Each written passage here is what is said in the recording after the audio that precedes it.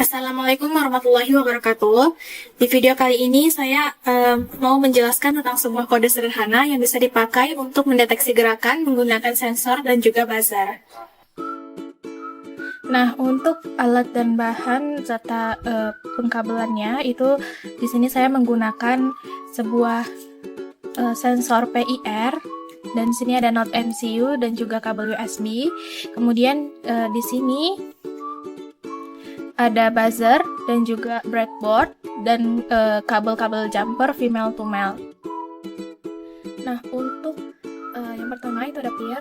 Nah, di peer ini, di bagian kabel abu-abu, ini merupakan kabel pin VCC yang akan kita hubungkan ke not MCU di bagian 3,3 voltnya nanti. Nah, untuk disambungnya itu kabel abu-abu ini kita letakin di bagian breadboard sebelah positif. Nah, terus di sini kita ada kabel warna putih. Kabel ini dia kabel pin outputnya si peer untuk terhubung ke bagian D1 atau D2, D3, D4-nya si not MCU. Nah, pin ini kita hubungkan di bagian breadboard yang sebelah sini. Nah, yang terakhir di bagian warna hitam kabel warna hitam ini merupakan kabel ground yang akan terhubung ke bagian GND-nya not MCU. Untuk kabel ground ini kita hubungkannya di bagian negatif breadboard di bagian sini. Not MCU dan lainnya, kabel yang berwarna orange ini merupakan kabel 3,3 volt bagian not MCU. Kita pasangkan di bagian positifnya si breadboard. Untuk yang berwarna biru ini merupakan kabel ground yang akan kita pasangkan di bagian negatif seperti yang di PIR tadi. Dan di sini ada kabel D4. Nah, ini yang kabel yang akan kita hubungkan ke peer tadi. Kabel ini kita pasangkan di bagian sejajar dengan si sensor si PIR tadi, kabelnya si PIR di bagian ini warna putih. Nah, terus untuk kabel yang warna putih ini kita hubungkan ke bawah si buzzer. Kenapa? Karena ini merupakan kabelnya buzzer untuk menjalankan si buzzernya tadi. Ini kita letakinnya di D1. Nah, untuk si buzzernya itu di sini kita bisa lihat ada tanda positif, berarti di sini adalah bagian positifnya, maka kita taruh di bagian breadboard yang di bagian positif ini, sejajar dengan si kabelnya tadi.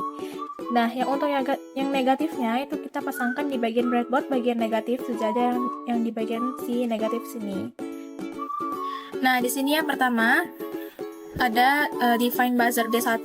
D1 ini sebagai nama dari si pinnya yang akan kita hubungkan di not MCU. Nah, terus di sini ada INT sensor sama dengan 2. Maksudnya itu dia terletak di pin nomor 2.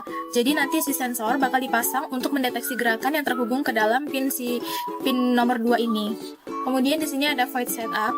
Untuk void setup sendiri, di sini kita menggunakan sensor sebagai input dan juga buzzer sebagai outputnya.